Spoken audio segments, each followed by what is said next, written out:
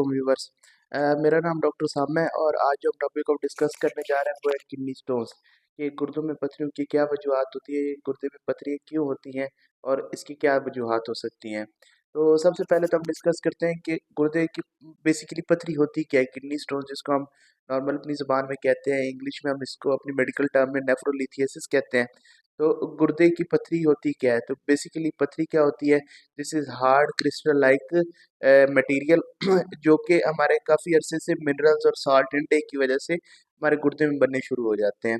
तो ये basically accumulate होते हैं जिस वक्त हम हाई साल्ट इनटेक ले रहे हैं। मैं आगे कॉजेज़ बताता हूँ कि इसकी क्या क्या वजूहत हो सकती हैं। तो जैसे हम हाई साल्ट इनटेक लेते हैं या प्रोटीन इनटेक करते हैं, तो छोटे छोटे क्रिस्टल्स बनने शुरू हो जाते हैं। जिससे क्रिस्टल बनते हैं तो पेशाब के रास्ते में किसी भी जगह पे ये गुर्दे के अंदर वो अकोमुलेट हो जाता है, तो जिसको हम नॉर्मली अपनी ज़ुबान में किडनी स्टोन्स कहते हैं और मेडिकल की टर्म में नेफ्रोलिथियासिस कहते हैं। तो सबसे पहले इसकी कॉजेज़ क्या-क्या हो सकती हैं? सबसे ये या इसकी वजूहत क्या होती हैं?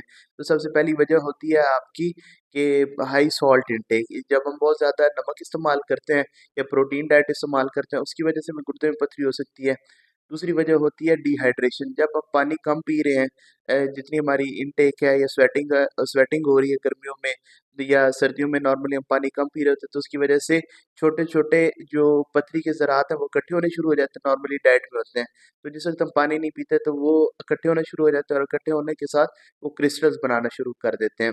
तो जिसकी वज़ह से पथरी एक्युमुलेट हो सकती है। तीसरी ओबेसिटी, मोटापे में बहुत ज़्यादा पथरियाँ हो सकती हैं। फिर उसके बाद फैमिली हिस्ट्री बड़ी इंपॉर्टेंट होती है। यानी जिसके ख़ानदान में जब पेशेंट हमारे पास आते हैं तो हम उनसे पूछते हैं कि आपके ख़ानदान में और किसी को पथरी तो नहीं है? तो वो बताते हैं जी डॉक्टर साहब मेरी वालिदा को है या मेरी वालिद को है। तो फैमिली हिस्ट्री जो है वो बड़ी इंपॉर्टेंट होती है।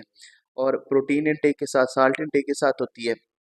और जो लोग यकदम अपना वज़न कम कर रहे होते हैं, यानी अगर आप वेट आहिस्ता-आहिस्ता स्लोली डिक्रीज़ कर रहे हैं तो फिर तो ठीक है। जिस वक़्त आप यकदम वेट इकट्ठा यकदम लूज़ करेंगे तो आपको गुर्दे की पथरी होने के खतरात होते हैं। तो फिर उसके बाद हम देखते हैं कि इसकी अलामात क्या-क्या होती हैं, इसके साइन एंड सिम्पटम्स। तो अलामात में ये होता है कि जिस साइड पे हमारा गुर्दे की पथरी होगी, यानी 2 गुर्दे होते हैं राइट और लेफ्ट, तो जिस साइड की पथरी होगी उस साइड पे हमें फ्लैंक पेन होगी, हमें बहुत ज़्यादा साइडों पे इस साइड पे दर्द होगा, फ्लैंक पेन होगी। फिर उसके साथ हमें ब्लड में यूरिन में खून आ सकता है, ब्लड इन यूरिन हो सकता है जिसको हम नॉर्मली ज़ुबान में हीमोचूरिया कहते हैं। और फिर उसके बाद हमें अर्जेंसी हो सकती है, बार-बार पेशाब आना हो सकता है। तो ये इसके कॉमन साइन एंड सिम्पटम्स हैं कि क्या होगा कि मरीज़ को बहुत ज़्यादा शदीद दर्द होगी, जिस गुर्दे की पथरी होगी। फिर उसके साथ उसको ब्लड आना शुरू हो जाएगा, यूरिन में हीमोचूरिया होगा और साथ में उसको अर्जेंसी होगी। तो फिर उसके बाद हम इसका डायग्नोसिस कैसे करेंगे, तशख़ीस कैसे करेंगे? तो तशख़ीस के लिए हम ब्लड टेस्ट करवा सकते हैं, यूरिन टेस्ट करा सकते हैं। ये पेशाब का टेस्ट करवाएँगे, फिर उसके बाद हम इसका अल्ट्रासाउंड करवाएँगे। अल्ट्रासाउंड में पथरी नज़र आ जाती होती है। फिर उसके अल्ट्रासाउंड में अगर हमें नहीं आ रही तो फिर हम सीटी केयूबी की तरफ जा सकते हैं, जिसको हम नॉर्मली सीटी स्कैन कहते हैं, नॉन कंट्रास्ट, यानी किडनी, यूरेटर, ब्लैडर का सीटी स्कैन होगा, वो हम करवाएँगे जिससे हमें पता चलेगा कि पथरी का साइज़ क्या है। तो इसकी वे काफ़ी सारी टाइप्स होती हैं, 4 इकसाम की पथरी होती है। कैल्शियम स्टोन्स होते हैं, ठीक है? उसके बाद स्टूवाइट्स होते हैं, सिस्टीन स्टोन्स होते हैं और हमारे पास यूरिक एसिड स्टोन्स होते हैं। तो कैल्शियम स्टोन्स मोस्ट इम्पोर्टेंट होते हैं, 85% हमारे पास कैल्शियम स्टोन होते हैं। उसकी भी आगे 2 इकसाम होती है, कैल्शियम ऑक्ज़ेलेट स्टोन्स होते हैं और कैल्शियम फॉस्फेट स्टोन्स होते हैं। तो 4 कैटेगरीज़ हमारे पास आ गई, किस-किस किस्म की। एक हमारे पास कैल्शियम स्टोन्स आ गए, यूरिक एसिड स्टोन्स है, स्टूवर्ट स्टोन्स हैं और सिस्टीन स्टोन्स हैं। तो इनकी मुख्तलिफ इकसाम होती है। तो इनमें जो सिस्टीन है वो स्टैगोन बनाते हैं, जिस तरह हमारा बारहसिंगा होता है तो उसके तरह वो इकट्ठी पथरी होनी शुरू हो जाती है, तो उसको हम कहते हैं कि ये स्टूवर्ट स्टोन्स हैं, जो सिस्टीन भी होते हैं। तो ये इसकी इकसाम हो गई। तो अब इसके हम ट्रीटमेंट की तरफ जाते हैं कि इसका हम इलाज कैसे-कैसे कर सकते हैं।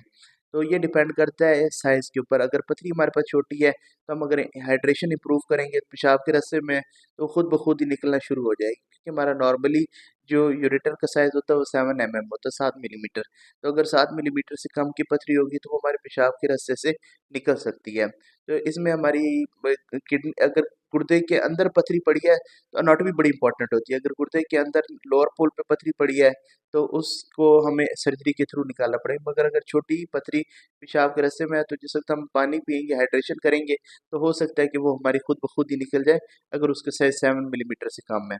फिर हम क्या करेंगे, कुछ मेडिसिन होती हैं वो हम दे सकते हैं, मगर जब भी आपको पथरी हो तो कोशिश करनी है कि आपने अपने डॉक्टर को कंसल्ट करना है और हाइड्रेशन इम्प्रूव करनी है।